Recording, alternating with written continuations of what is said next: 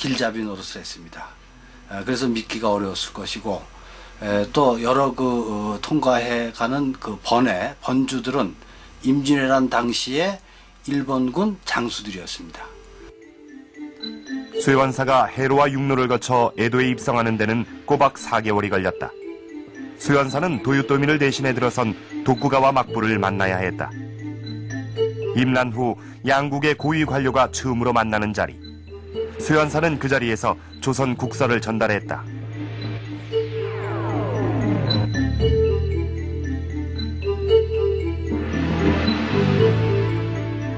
두 나라가 새로 화친을 맺으려 하는 지금, 일본에 사로잡힌 백성들을 모두 돌려주어 전대의 잘못을 고쳐야만 한다.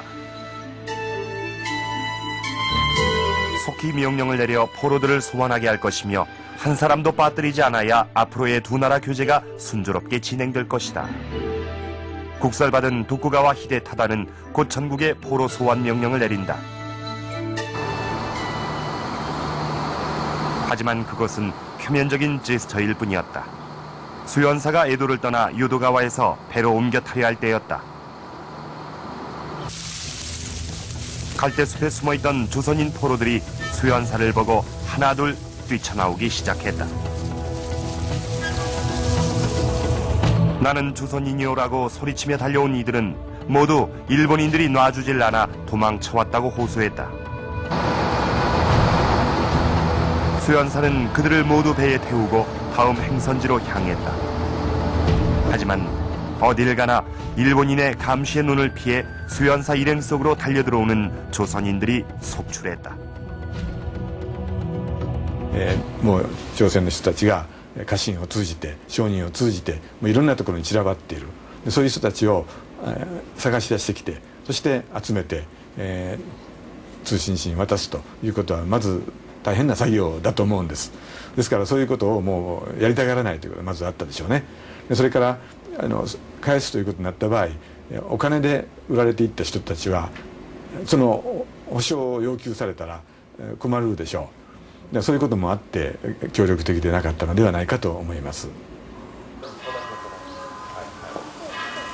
수연사가 교도의 천서사에 머물렀을 때 난관에 봉착한 포로 구출 작전은 새로운 전환을 맞이하게 된다.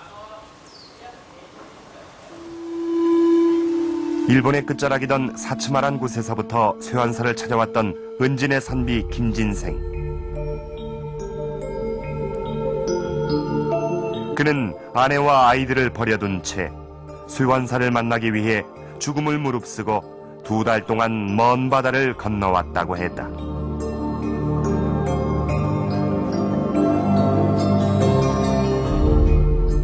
그리고 그가 수연사에게 전한 것은 사츠마에 있는 조선인 포로들의 눈물겨운 편지들.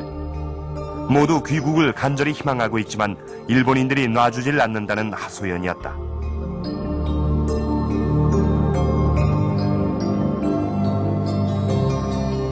김진생뿐 아니라 진주에서 잡혀온 조완벽 등 선비 출신 포로들이 수연사의 숙소로 하나둘 모여들었다. 수연사는 이들에게 포로들을 놔주라는 일본 정부의 명령이 담긴 유문들을 비밀스럽게 건네주었다.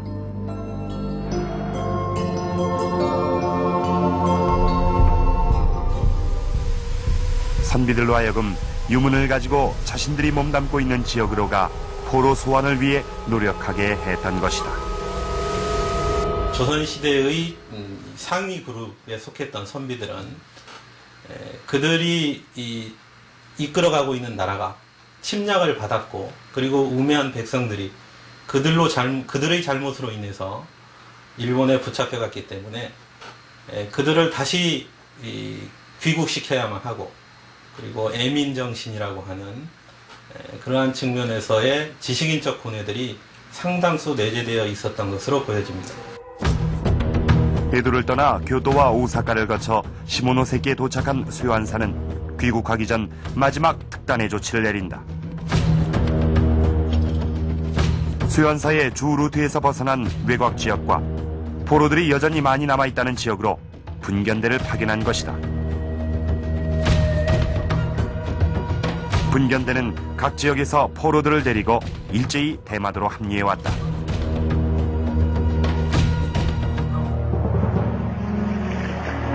기나긴 여정을 마치고 귀국을 위해 대마도에 도착한 쇠환사. 경섬은 일본을 떠나며 당시의 심정을 이렇게 써내려갔다.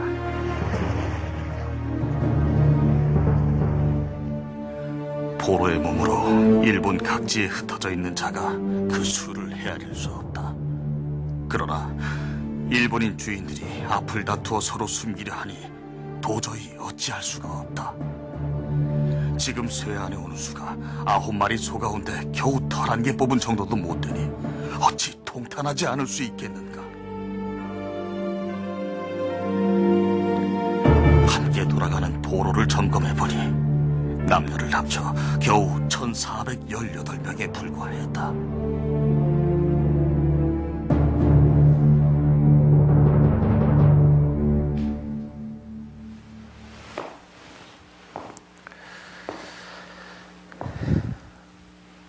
돌아온 포로의 수가 겨우 1,418명이었다.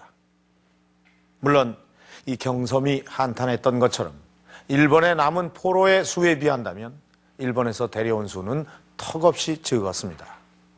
하지만 이 일본 측의 끈질긴 방해 공작에도 불구하고 1,418명이라는 포로를 데려왔다는 것은 실로 대단한 일이 아닐 수 없습니다.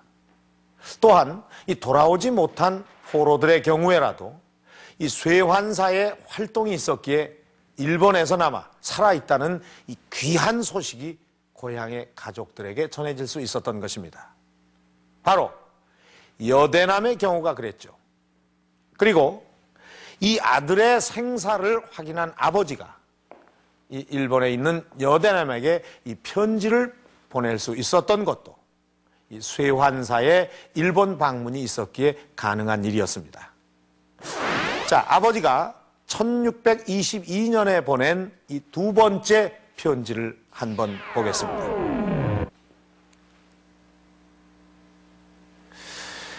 한 외인이 시인이가 있어서 내 편지를 너에게 전하였고 너의 답장을 또한 가지고 왔다. 그러니까 이 조선으로 들어온 한 일본인을 통해 인편으로 편지가 오갔었다는 것을 알 수가 있습니다.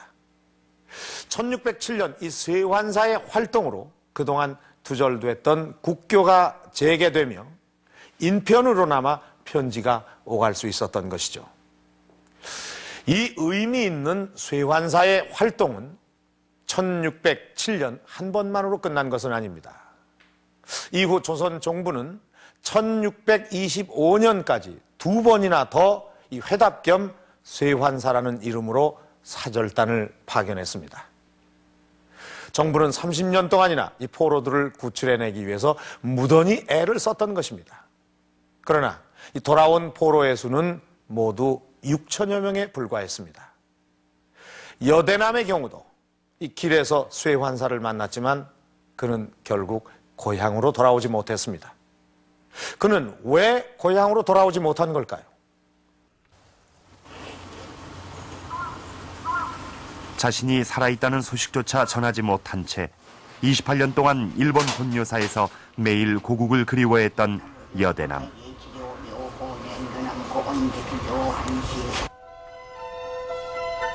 비로소 아버지의 편지를 받았을 때 28년 동안 가슴속에 묻어두었던